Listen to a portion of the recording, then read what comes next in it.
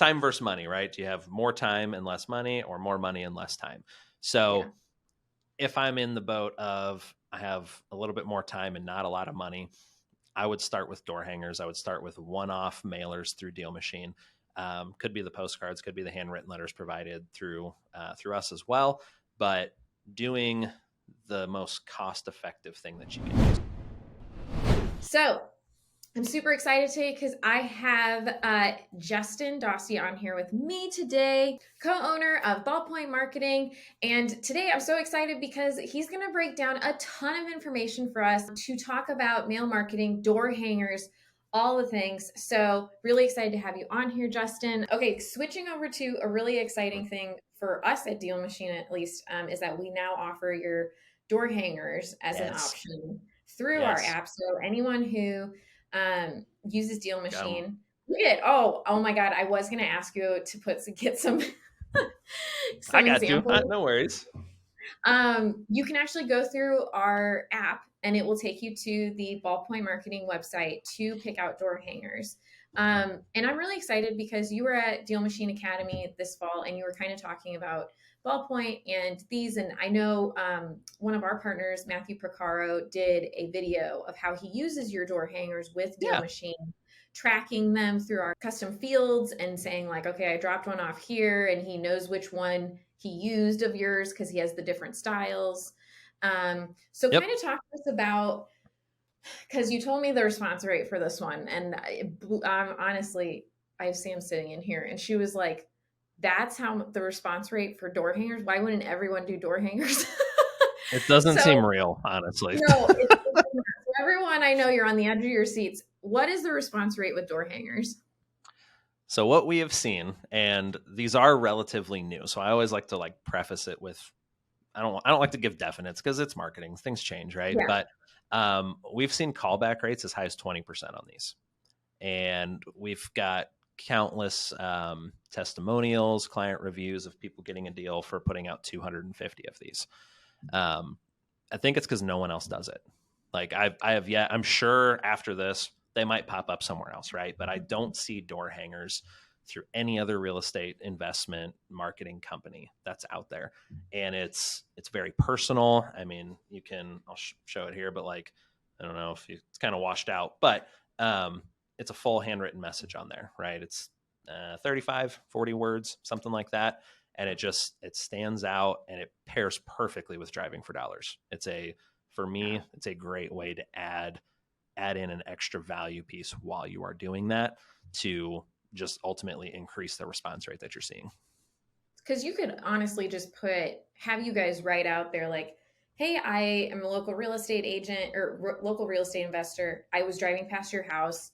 You weren't home and I just wanted to see if you were interested in selling. And just putting that on their door, It makes it, like you said, it pairs so well because it's like, oh, they actually literally took the effort to come here, to talk to me instead of going somewhere else. And I love your door hangers for the fact they don't look like any political door hangers. I mean, because that's the only ones I get are either political or they're from a food chain somewhere. Chinese restaurant or, we have 4 different ones that target 4 different reasons why someone might want to sell. There's we will buy this house as is, which is this green kind of, actually you can see it on here. So the green neon kind of design. There is a sell this property fast with no repairs version.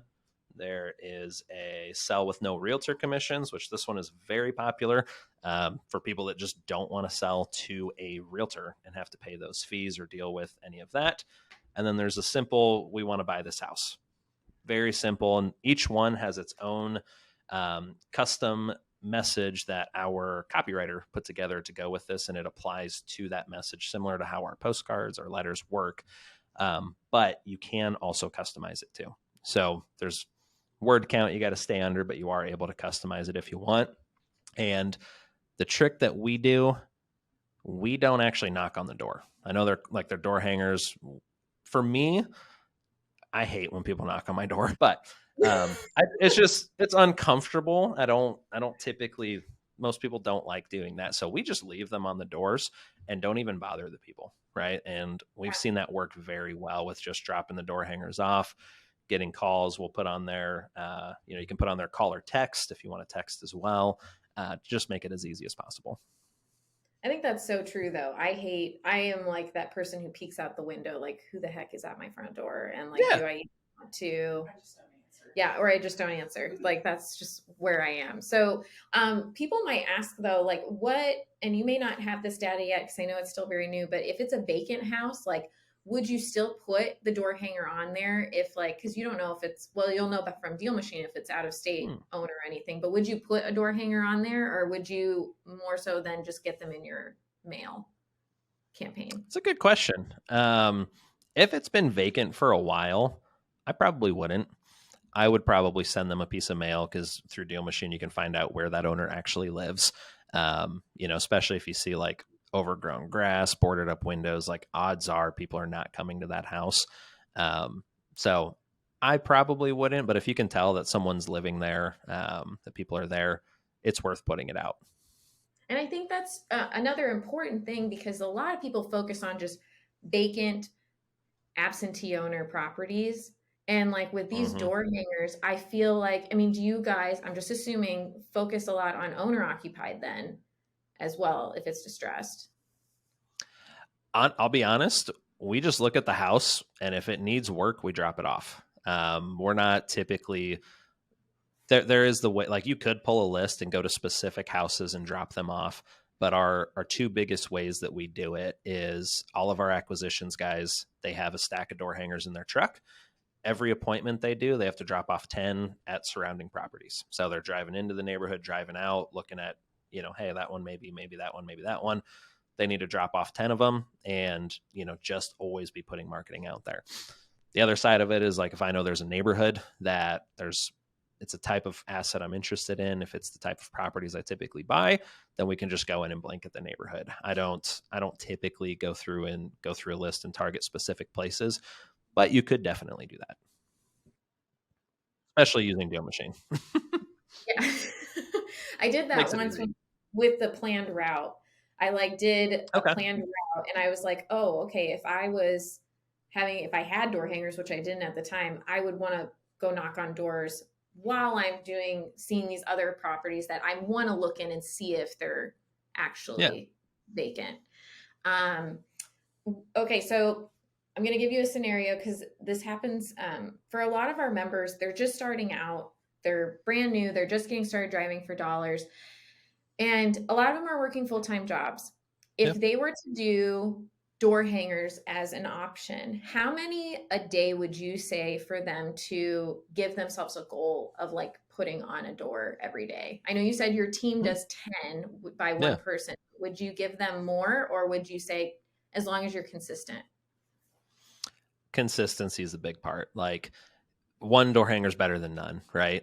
I would say as long as you have the time, or you have somebody that can do it, right? Like, it doesn't always have to be you. If you've got family member, friends that want to make some commission on the side for any deals that come out of it, you can have them do it. Because we've tried hiring people to do it and like found them in the trash, in a dumpster or something like that, or like they never got dropped off. So it's like, if you've got somebody and you trust, and you're like, hey, any deals that come out of this, I'll pay you 10% of whatever the profit is on it, right? That gives them that incentive to do that. But I would say just consistency. And if you can get a couple out a day, even, just to start on your drive home, identifying neighborhoods, especially if they're in a full-time job, I would even do like the virtual driving for dollars. I love that you guys released that. That's probably my newest favorite thing that you have. Cause I don't want to go drive around. It's like a video game. Like you just start going.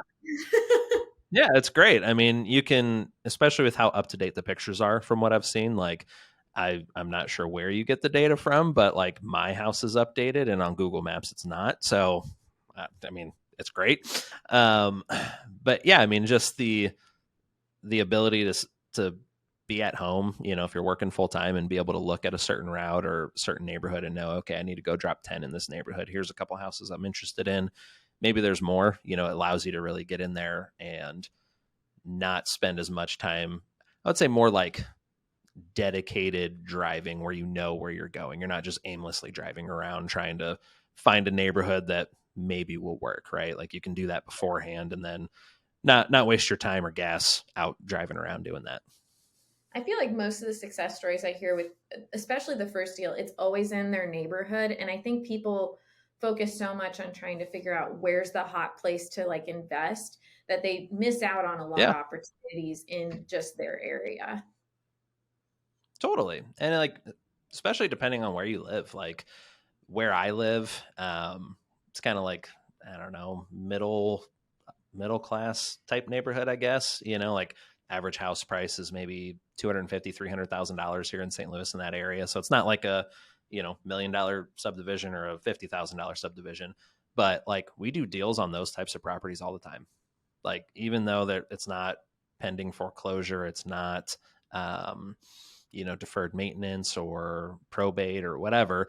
Like there's people that live in decently nice houses that just don't want to deal with realtors. They need to get out quick. So I would definitely not ignore where you live. Like when I walk around my subdivision, I'm like, all right, I need to go drop it off there now at this place.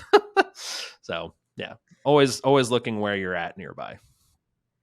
So I'm just going to give you a scenario. I know I said it in door hangers, but if you have all of these resources too. You have cold calling, you have texting, you have BallPoint marketing, you have postcards, you have door hangers. If you're just starting off in real estate investing, what would be your strategy of getting your first deal? Time versus money, right? Do you have more time and less money or more money and less time? So Yeah. if I'm in the boat of I have a little bit more time and not a lot of money, I would start with door hangers. I would start with one-off mailers through DealMachine. Could be the postcards, could be the handwritten letters provided through us as well. But doing the most cost-effective thing that you can do. So if you're getting 20% callback rates on these, why doesn't everybody just order door hangers? This is like maybe 15%, 10% of our business right now. Might change after this call, but it's because people don't really have the time to go and do that, right? Yeah. Most people don't want to spend hours on hours going to do that. But if you have the time to do it, this is a great place to start doing cold calling as well if you've got time, because the cost of entry is not that bad. I've never had great luck with texting personally. I haven't also spent a lot of time doing it.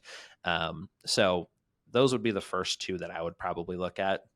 If I've got more money and less time, I would go more with a full-blown handwritten mailer campaign that's consistent and making sure that someone is there to answer calls. There's someone that can take those calls as they come in, not going to voicemail. You're not missing calls or missing appointments.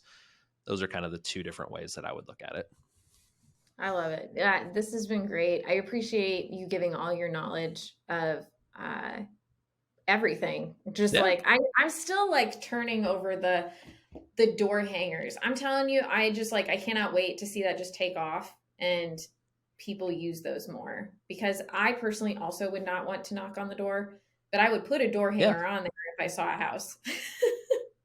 Totally. Yeah, it's like you can just run up and drop it off and like, I'm just going on my walk and keep going. Not suspicious whatsoever. Yeah. Not at all. Not at all. I'm here to buy something, not to sell you anything, which is nice. So yeah, I agree. And I would highly recommend for anyone listening to this, if you've got AMs, even if it's just yourself, just have a stack in your truck or your car. You never know when you're going to find a house. I always try, and this is kind of off topic, but I try and avoid doing the same thing every day, like the same exact routine. So like when I drive to work, I'll take different ways, right? Like it's one of my business coaches a long time told me, it's like, you're stuck in a lane and staying in the same mindset, same thought process, same places. So switch up the way you drive to work and just find a different way to get there, and you'll find a house that you might want to drop stuff off on. So never know what you're going to see or what you're going to run into. I love it. Anything else you would like to share with the community? I want to give you a platform to do that. Totally unrelated to all of this. Just because I've ran multiple businesses and grown a bunch of them, is don't sacrifice your happiness for your business is probably like my biggest piece of advice I give people when I talk to them, is like, you can grow a business, be happy, enjoy your family, and enjoy life while you're doing it and not stress yourself out. As long as you follow like the systems, the processes to building a business and making it successful, hire the team around you. There's times where it's stressful. There's times where you've got stuff you got to do you don't want to do. But if you can focus on building your business around that, it's going to help it be as long-term as possible. I love that. Thank you so much, Justin. Thank you.